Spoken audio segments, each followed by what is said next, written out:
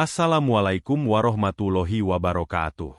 Kali ini Al-Fakir akan menceritakan kisah tentang Nabi Sulaiman. Allah Subhanahu wa Ta'ala telah menganugerahkan berbagai kelebihan kepada para nabinya, termasuk salah satunya kepada Nabi Sulaiman alaihi salam. Nabi Sulaiman sendiri merupakan putra dari Nabi Daud alaihi salam yang memiliki sikap sangat bijaksana. Dengan sikap bijaksana tersebut, Nabi Sulaiman kemudian mampu memimpin suatu kerajaan besar, tak hanya umat manusia tapi juga jin. Tidak hanya dianugerahi kekayaan serta kekuasaan yang luar biasa, Nabi Sulaiman juga diberi mukjizat oleh Allah Subhanahu wa Ta'ala, yaitu dapat berbicara dengan hewan. Banyak sekali pelajaran yang dapat dicontoh umat manusia dari Nabi Sulaiman, mulai dari sikap pintar, rendah hati, serta tidak sombong ketika memimpin. Berikut ini kisah Nabi Sulaiman yang kemudian diabadikan dalam Al-Quran, serta dapat dijadikan motivasi untuk selalu berbuat baik dalam kehidupan. Mukjizat Nabi Sulaiman. Nabi Sulaiman sangat cerdas sejak kecil. Ia mampu memecahkan dana menangani warga Bani Israel. Kecerdasan dan kebijaksanaannya kemudian membuatnya terpilih menggantikan ayahnya, yaitu Nabi Daud untuk memimpin Bani Israel. Berikut ini beberapa mukjizat yang dimiliki Nabi Sulaiman yang perlu kamu ketahui. 1. Saat Nabi Sulaiman mendengar perkataan semut dan bisa bahasa burung. Dalam Al-Quran Surah An-Naml ayat 18 diceritakan bahwa ia sedang melintas bersama bala tentara yang terdiri dari manusia, jin, dan burung-burung saat hendak melewati sebuah lembah. Ternyata di lembah tersebut adalah rumah bagi banyak semut. Nabi Sulaiman yang kemudian mendengar hal tersebut tertawa dan tersenyum. Ia juga memerintahkan bala tentaranya agar berhati-hati saat melangkah, karena di tempat tersebut adalah rumah bagi para semut. Seperti dijelaskan dalam Al-Quran Surah An-Naml ayat 19, yang artinya maka dia, Sulaiman, tersenyum dan tertawa saat mendengar perkataan semut itu. Dia berdoa, "Ya Tuhanku, anugerahkan aku ilham agar tetap mensyukuri nikmat-Mu yang telah Engkau anugerahkan kepadaku dan kepada kedua orang tuaku, dan agar aku mengerjakan kebajikan yang Engkau ridhoi dan masukkanlah aku dengan rahmat-Mu ke dalam golongan hamba-hamba-Mu yang saleh." Kisah Nabi Sulaiman yang dapat berbicara dengan hewan juga terabadikan dalam Surah An-Naml ayat 16 yang artinya, "Dan Sulaiman telah mewarisi Daud, dan dia, Sulaiman, berkata, 'Wahai manusia, kami telah diajari bahasa burung dan kami diberi segala sesuatu. Sungguh, semua ini benar-benar karunia yang nyata.'" 2. Memindahkan singgasana Ratu Balqis dalam waktu sekejap.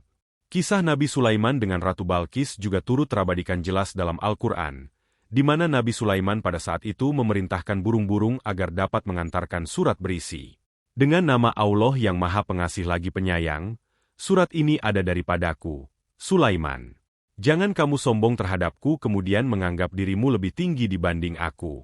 Datanglah kepadaku kemudian berserah diri." Surat ini juga merupakan seruan Nabi Sulaiman kepada Ratu Balqis, serta kepada para pembesarnya, agar tidak bersikap angkuh dan sombong. Pada saat tersebut, juga Ratu Balqis yang menerima pesan tersebut kemudian memberitahukan isi pesan tersebut kepada para pembesarnya. Hal ini juga tertuang dalam Al-Quran Surah An-Naml ayat 29 yang artinya, dia, Ratu Balqis, berkata, "Wahai para pembesar, sesungguhnya telah disampaikan kepadaku sebuah surat yang mulia." Setelahnya, Ratu Balqis juga mengirimkan pasukannya agar menemui Nabi Sulaiman. Beberapa penafsiran tersebut menyebutkan, pasukan yang dikirimkan ini sangat banyak yakni berjumlah 12.000, seperti tertuang dalam Surah An-Naml ayat 37 yang artinya, "Kembalilah saja kepada mereka. Maka kami pasti akan mendatanginya dengan bala tentara hingga akhirnya mereka tidak mampu lagi melawannya. Kemudian akan kami usir mereka dari negeri itu, Sabah, dengan cara-cara terhina hingga akhirnya mereka menjadi tawanan yang hina dina." Pada saat itu kemudian Nabi Sulaiman memerintahkan pasukannya untuk menunjukkan kepada Ratu Balqis dan para pembesarnya, mukjizat yang telah diberikan oleh Allah Subhanahu wa Ta'ala kepadanya, dengan memindahkan singgasana Ratu Balqis ke istananya. Dalam Surah An-Naml ayat 39 sendiri disebutkan, seorang jin yang bernama Ifrit bersedia memindahkan singgasana Ratu Balqis sebelum akhirnya Nabi Sulaiman bangkit dari duduknya. Namun pada Surah An-Naml ayat 40 yang disebutkan, seorang yang mempunyai ilmu dari kitab ini bahkan sanggup memindahkan singgasana Ratu Balqis dalam sekejap mata. Ifrit dari golongan jin kemudian berkata, "Aku nanti akan membawanya kepadamu sebelum akhirnya engkau berdiri dari tempat dudukmu, dan sungguh, aku dapat dipercaya dan akan kuat melakukannya." Quran Surah An-Naml 39. 3. Ratu Balkis dan bala tentaranya bertobat. Kisah Ratu Balkis dan Nabi Sulaiman diceritakan secara lengkap di dalam Al-Quran.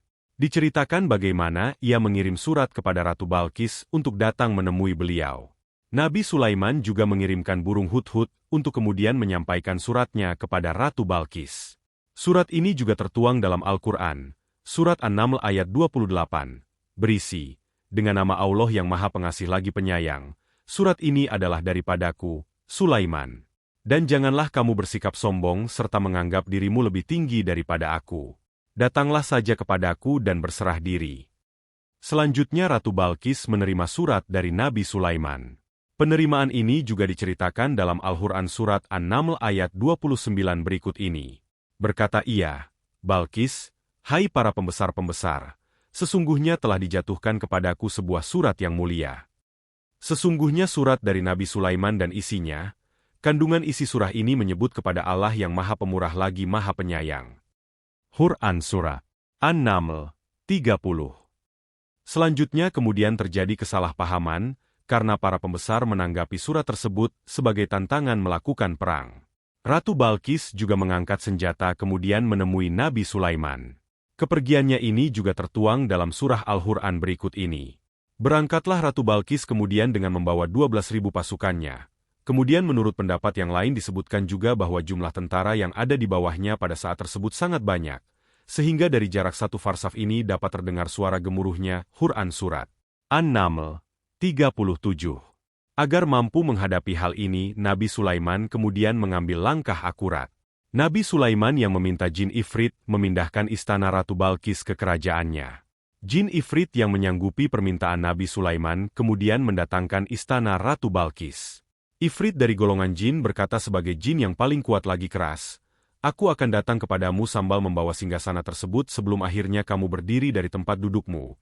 Dari majelis tempat tersebut kemudian ia melakukan peradilan di antara orang-orang, yaitu dari mulai pagi hingga menginjak waktu tengah hari. Dan sesungguhnya aku akan benar-benar kuat untuk membawanya, dan bersikap dapat dipercaya. Maka Nabi Sulaiman berkata, aku sesungguhnya menginginkan yang lebih cepat lagi dari itu. Quran Surat An-Naml 39. Ketika Ratu Balkis akhirnya tiba, ia sangat terkejut melihat istana Nabi Sulaiman sangat mirip dengan kepemilikannya di negeri Sabah. Peristiwa ini kemudian membuat Ratu Balkis takjub, hingga akhirnya menikah dengan Nabi Sulaiman alaihi salam. Demikianlah kisah Nabi Sulaiman, semoga bisa menambah keimanan kita kepada Allah Subhanahu wa Ta'ala. Wassalamualaikum warahmatullahi wabarakatuh.